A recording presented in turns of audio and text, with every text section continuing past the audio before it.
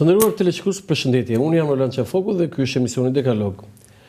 Më 12 nëntor të vitit 1946 në kanalin e Korfuzit u realizua çminimi i gjithë zonës ujore që ishte pjesë e territorit ujor shqiptar.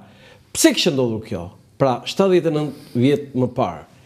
Kjo kishte ndodhur sepse më 22 tetor të po atij viti, pra 1946, midis orës 14:53 dhe 16:16, pra në një interval pothuajse një orë e gjysmë, diçka dhe më shumë, në ujërat detare shqiptare, 1200 metra larg brigjeve të Sarandës, 2 luftanije britanike ranë në mina dhe si pasojë një shpërthimi u vran dhe vdiqën 44 ushtarak do të thonë oficer, ushtar, marinar, dhe 42 të tjerë u plagosën.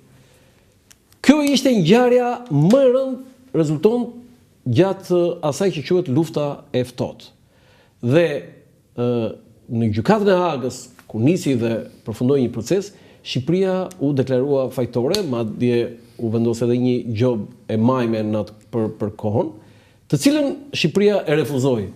Dhe për këtë Britania sekuestroi arin, rezervat e arit që kishte marrë Gjermania në përfundim të luftës së dytë botërore. Por çfarë ishte ky proces dhe çfarë ishte kjo ngjarje?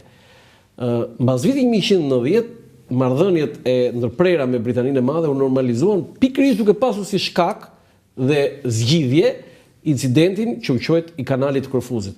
Në fakt, në fjalorin po themi të ditës nuk duhet për mendimin tim nuk duhet përdorur fjala incident. Vdesin 44 persona dhe 42 plagosen, ajo është një masakër. Pastaj i kujt është faji është çështje tjetër. Fakte të reja kanë dalë mas vitit 1990. Janë 3 libra që janë shkruar, një nga profesor Pascal Milo, një nga Kotini, një ish ushtarak, dhe i treti është shumë më interesant, madje kam gjetur dhe element që e vlerësoj dhe çmoj shumë dhe në aspektin po themi detar, edhe si profesionist. Artur Meçollari ka bërë një botim, ky është botimi, incidenti i kanalit Korfuzit, drejtësi e anuar, dhe kjo fjala drejtësi e anuar ka shumë kuptim dhe nënkuptim, i cili ka zbuluar fakte të reja, fakte që unë kam zgjedhur sot me që 79 vjetori kësaj ngjarje të madhe, të rëndë, madje edhe të pasqaruar dhe të pa zbardhur plotësisht, pikërisht Artur Meçollarin. Artur, të falenderoj shumë që pranove ftesën. Faleminderit për ftesën. Tani, ka shumë detaje në gjithë të histori, por ne dhe do ta shoqërojmë her pas here dhe me disa fotografi që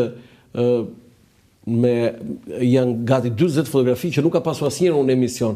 Ja, ky është momenti i shpërthimit. Do të thënë është një foto që unë e kam në arkivin tim dhe është nga fotot e rralla. Jo se mund mos jetë publikuar në ndonjë libër apo në ndonjë botim, por është nga fotot që unë e kam shumë për zemër dhe e kam në arkivin tim. Është data 22 tetor, ora 13:53:30 sekonda. Jo 14:53?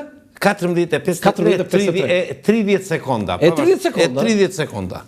Ora 14:53:30 sekonda. Ky moment. Tani, ne në fillim për gjithë ata që na ndjekin, sepse Artur, mosha ime, mosha jote, edhe më të mëdhenj sigurisht, e njohin këtë. Po mosha e re, kur ja thashëm këtu redaksi, ç'është kjo, thotë ç'është incident, thonë, duhet gërvishtur në njërin, më tha mua. Se ty nuk të kërcet veshi, ky nuk është incident. Ky e ka emrin masakër. Po, dhe unë në fakt, edhe në libër, në përfundim, kam thënë nuk mund të quhet incidenti i kanalit Korfuzit, unë personalisht e quaj provokacion Porto Eda. Tani Porto Eda kam dhe sepse në atë kohë anglezët vazhdonin ta quanin Sarandën Porto Eda. Do të pjesë këtë se edhe kjo është shumë interesant. Si fillim, Artur, ti do më tregosh me të përmbledhur me 2 minuta